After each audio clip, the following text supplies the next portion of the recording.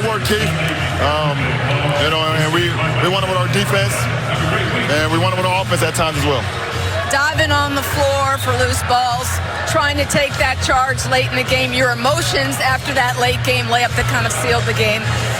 I know you guys always say it's just another game, but Mark Jackson was saying we're not really trying to hear that. Just what was your mindset in this coming down the stretch of this one? We knew it was a big weekend for us. We knew we had Milwaukee on Friday, was the #1 team in our league. And we knew we had the Clippers on their home floor, and they beat us the first 2 times, both on their home floor and on our home floor. So we're a team that don't want to be swept by anyone. So we came in with that mindset. We had a great game plan by Coach Vogel and coaching staff, and then we just tried to execute it as much as we could throughout 48 minutes. Well, the stars certainly showed out tonight, you, AD, but how did you guys keep Paul George and Kawhi from beating you tonight? There's a big star right here. AD? Just another game, right? Yeah. Paul George got it going in the first half with both threes, both with rim attacks. Just trying to put pressure, make it tough on him throughout the game. But Avery Bradley in that third quarter was the reason why we was able to make that run because of his three-point shooting.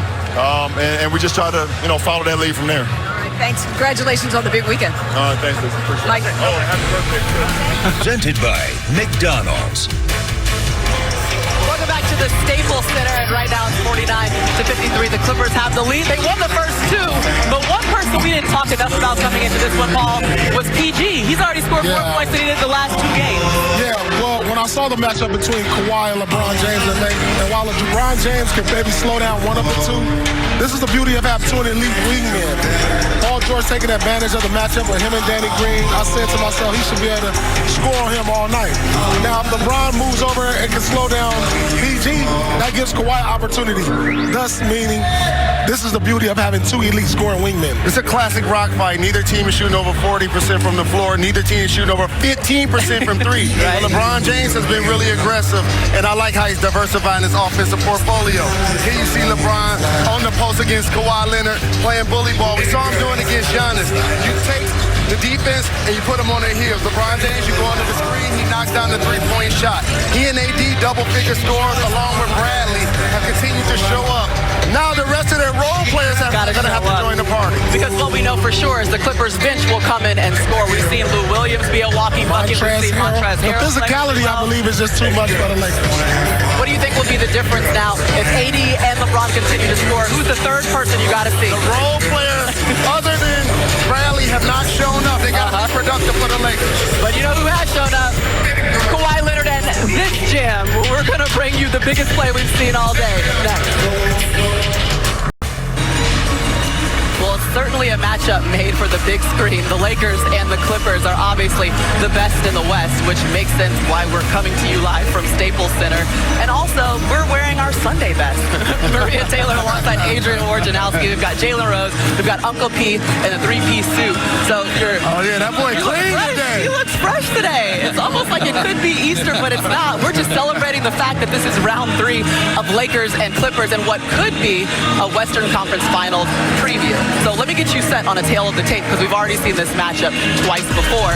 And so far, the Clippers have certainly dominated the first 2 meetings. Get this, they're winning 25 of their last 30 battles in LA. That's the Clippers who have been controlling this series as of late.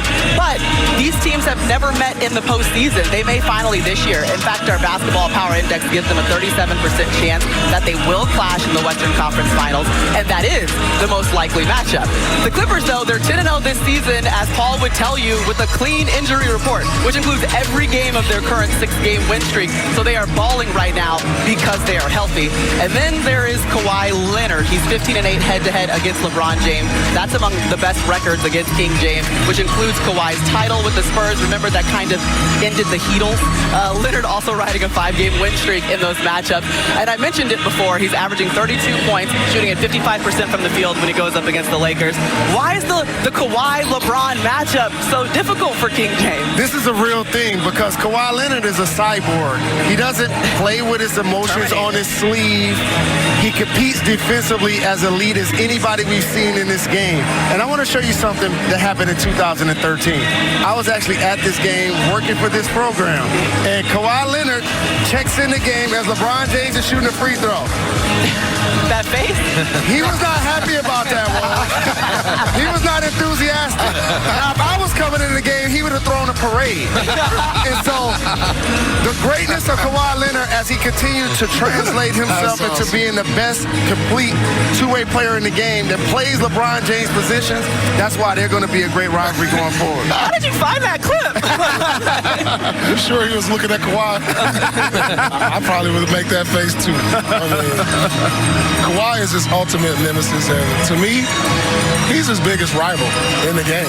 I mean, I know we talked about other players in the past, but he's the only one that stood up to LeBron on both sides of the ball, and he's played in the finals against him, and now they have a chance to play in the playoffs in the Western Conference as crosstown rivals. And so in my eyes, I was just thinking, this is the best player in the game. He may not get MVP because he's missed some games, and you know, like Jalen said, he's been the face of low management, but in my eyes, he's the best player in the game. Something I always bring up, because Paul, you've said it so many times to us, when the Clippers are fully healthy, you believe they are the best team in the NBA. I just want to gauge the temperature of the table. Do we agree with what Paul has been saying? I do agree, and this is his rival. LeBron in his career, all of the great Hall of Fame players that were like in the Eastern Conference, he didn't really create rivalries with them. He were able to disable or dismantle them. The Pistons got older, your big three team got older, and he played with Dwayne Wade, played with Chris Bosh, never really made a rivalry with Carmelo Anthony.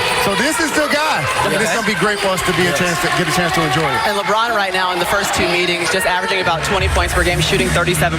That's his lowest average against any other Western Conference team. So you know it is difficult. And we talk about the rivalry on the court, Woj, but you've been following the rivalry off the court, the arms race that just continues between the Clippers and the Lakers. Yeah, once the Lakers landed Anthony Davis last spring, the pair with LeBron James, there was tremendous pressure on this Clippers organization to answer. They competed for Kawhi Leonard in the summer. They competed for Ty Lue. The Lakers offered Ty Lue their head coaching job. He didn't get a long enough contract offer. He ends up on Doc Rivers' staff as an assistant coach. You get to the trade deadline. Marcus Morris for the New York Knicks. Both the Lakers and Clippers vied for him. He ends up with the Clippers. Now they have a closing lineup with the Clippers of 5 two-way players. And they're always not just stars, but along the margins, the role players that can maybe not have a great impact over a long series, but can give you a great quarter in the postseason.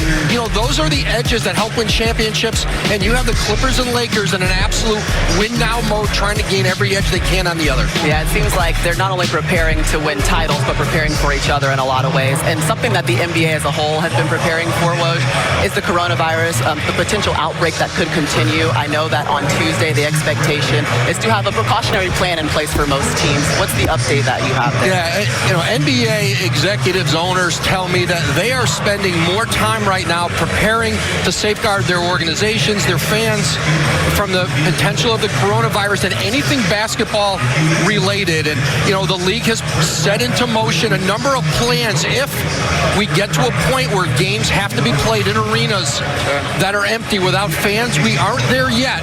We may not get there, but I think the league teams, the league office feels the next couple of weeks will tell a lot, you know, about what the league's response to this has to be. But constant communication going on between the league office teams and health services. Yeah, well, we'll certainly keep an eye on that. And luckily, we are all here. The fans are here, and we are in luck because we have an amazing game coming our way. The Lakers and Clippers set the tip off in just about, 25 minutes? I'm looking. Jay, it is going down at the Staples Center in just a few hours. Clippers and Lakers. Clips won the first two meetings this season. Kawhi Leonard scoring at least 30 points each time. He's averaging over 32 per game in the meetings, dominating the Lakers really since he entered the league. 22-4 in his career, including playoffs best mark versus the Lakers in NBA history with a minimum of 25 games. And well, what about King James? He struggled against the Clips this season, shooting 37% in the two meetings, his worst field goal percentage against any team with at least two meetings this season. They just don't match up well.